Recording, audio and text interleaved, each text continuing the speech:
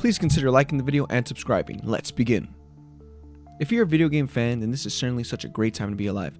We have recently not only had great movies, but also video game movies have been exceptional. Now, when it comes to video game adaptations, we know that they haven't been handled the best, but in the last couple years, they've been taken differently, and well, they got the justice they deserve. Now, I want to talk about the most recent one, Fallout, a show about the video game series. Now, it isn't just a copy and paste adaptation, it's given different perspective, and well, despite what people thought of it when it first was announced, it is an absolute smash hit. I love that TV show. But a game that has been in movie production limbo has finally taken off. Minecraft, one of the biggest video games to ever exist, will finally get a live-action movie. In this video, I wanted to throw in some ideas as to what the movie could be about and look like. Okay, grab your pickaxe and your horse. We got some mining to do. Before we get into predictions, here's what we know about the movie so far. Little is known about the Minecraft movie. Recently, about a couple weeks ago, we got our first official look at the movie. In this short clip celebrating Minecraft's 15th anniversary, which, oh my god, makes me feel so old, we see the two main stars of the film, Jack Black and Jason Momoa. We also see two very distinct weapons from the game. First, the sword, which looks like an iron sword, and an iron pickaxe. They both look really good, by the way. If these are the designs that they'll be featured in the movie, then I'm not mad at all. Also in the background of the video, we see some rocks and some trees that are all blocked shape, which they look good, like I said. I don't think they'll be in the movie, but if they are, I ain't mad at it. Remember those set leak photos of the trees a couple months ago? The background of the video and those trees seem to have the same type of aesthetic. By the way, the trees here look really well done, somehow being blocked, but real, a nice job. Then take it back a couple years ago, and we got this lead concept art from the movie. Remember, this was about 3 years ago, and it doesn't look bad either. I guess what confuses me is why they decided to make it live action and not animated like Mario, because if it was animated, I feel like people would be more open to it. Once again, this concept art isn't bad, it isn't terrible, just curious as to why they went the live action route. Moving on to actors, we know the big names like Jack Black and Jason Momoa, but also some of the other ones too, like Emma Myers, who we know from Wednesday, Daniela Brooks from both Orange is the New Black and Peacemaker. This and the IMDb movie description reads the following. The malevolent Ender Dragon sets out on a path of destruction, prompting a young girl and her group of unlikely adventurers to set out and save the overworld. So, if this description is accurate or not, we don't know for sure, and this is pretty much everything to my knowledge we know at least of the Minecraft movie. If I'm missing something, please write down below in the comments. Okay, now, let's get into some of my own predictions. Okay, so for my first prediction, this one, the Ender Dragon is the main antagonist. I mean, come on, of course he is. The movie pace would follow the game. We see Steve, who starts off as a noob builder, not knowing what to do or even how to farm mats. One of his first houses has to be a dirt house. I mean, come on, that's everyone's first house. Anyway, we continue the film and we see him evolve as a survivor, learning how to craft and how to cook food properly. Eventually, he starts to build more elaborate houses and learn to craft different types of items. As that's happening, we learned of another builder, Jason Momoa's character, who we still don't know who it is yet, so I'll just call him Jason for this. Anyway, that's an evil name. Jason would be the secondary villain who wants to free the Ender Dragon to the world. His journey is to find the Eyes of Ender, which we know is for the portal to the end. As to why he's doing this, well, he's hateful towards the villagers and the overall world because of how hard his life has been. His parents were killed by skeletons. His village was destroyed by creepers. I feel like they'd give him a backstory like this or something like that. When he needed help, nobody would give him attention. He himself feels like a mob, but he wants the rest of the world to feel his pain. Steve, on the other hand, is seen as this very helpful guy who helps out the villagers and takes care of the mobs around, also doing the harder jobs, like going to scary caves to gather certain materials. During one of his missions, he stumbles upon a young girl, Emma Myers' character, Alex, which is the name of the female counterpart skin in Minecraft, aside from Steve. Anyway, she joins Steve in his journey to find the Eyes of Ender before Jason does. Something I'd like to mention in this movie would have a lot of references to the game, and maybe, but most likely not, maybe a Tower of Pimps. A little reference for you.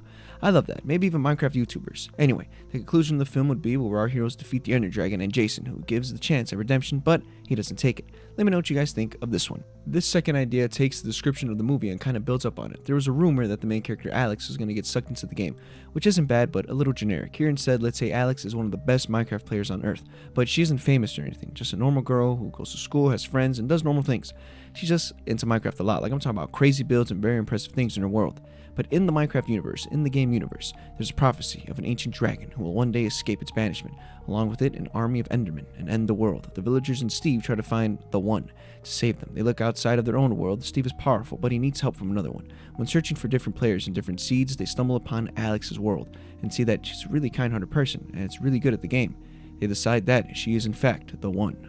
She is then sucked into the game, Tron style, and of course you'd follow the generic trope of, you are the chosen one, and then her saying, no, I'm just a normal girl. But throughout the movie, we'd slowly see the realization that she really is the chosen one. But we learned of another, Jason, who was thought to be the one, but he fell to the darkness. He instead wanted to destroy everything beyond this seed and to the next. He was banished to the end.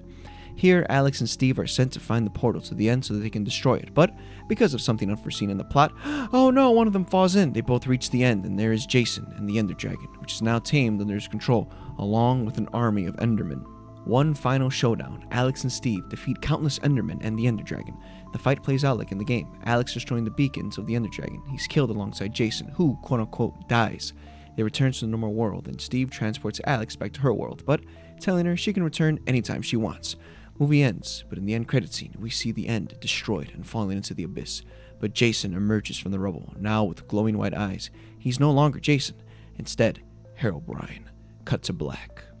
This plot does have some similarities to Star Wars, I guess, with the Chosen One and the Chosen One who feels like the dark side, but who cares? What do you guys think about this one? Okay, let's take a different approach to Steve and Jason. Here, they are close friends. They build great structures together, build big houses for the villagers. In one of these explorations, Steve and Jason discover the end portal in a mysterious dungeon. Jason is a little hesitant to go in, but Steve convinces him.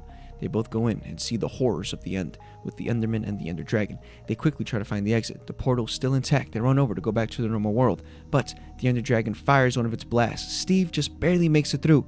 Jason is not so lucky. Steve is transported and believed that Jason was killed by the Ender Dragon. Steve, for a time, tries to rebuild the portal to go back and save his best friend. Weeks turn to months, that turn to years. Eventually, the Steve we know, the friendly, helpful one, is gone, and now is this quiet, bitter builder who keeps to himself. Steve now lives in the caves, spending his time exploring to find more Eyes of Ender. On one of his explorations, he meets Alex. She knows of Steve, who he is because he's a living legend who's praised for surviving the end. She wants to join him and help him, but her goal is to find diamonds. Once again, the classic trope of older, wiser character not wanting to be bothered with a younger, naive character, but eventually he gives in. He tells her he will help her find diamonds so that she can leave him alone. Throughout the journey, they grow closer. Not only do they find diamonds, but also the Eyes of Ender. Steve has one last chance to make this right. Alex still wants to help Steve. At first, he's hesitant because he lost someone important to him. So he tells her no, he needs to do this alone. He builds the rest of the portal and tells her to destroy it if he isn't back in one rotation. Steve goes into the end and confronts the Ender Dragon along with the Endermen, but instead here the Endermen are lost souls of past explorers and victims of the end. Jason is now one of them, under the Ender Dragon's control. As Steve is struggling to fight the Ender Dragon, Alex decides to jump in and help him. They defeat it and free everyone from being Endermen. Jason and Steve are reunited along with Alex, who has joined them. Fade to black. I do believe that this movie will not be a flop. I know people are bothered that it's live action, which I understand. I think this movie would work real well if it was animated. I mean, Netflix is making an animated show, and so far, despite only having a teaser trailer out, it looks really good. I also believe that this movie won't be a flop because the Minecraft community is so huge that the number of people that will go watch it, even if it's bad, I do think it'll make its money back. So, we're on a really good streak of video games adaptations eating so far, so I hope that Minecraft succeeds because I like Minecraft. Let me know what you guys want to see featured in the movie. What characters or what plot do you want to see? I'd love to read through them. Once again, thank you all so much for watching and supporting the channel. It truly means so much to me. Please like the video and subscribe. Please take care of yourself, and I'll see you in the next one. Peace out.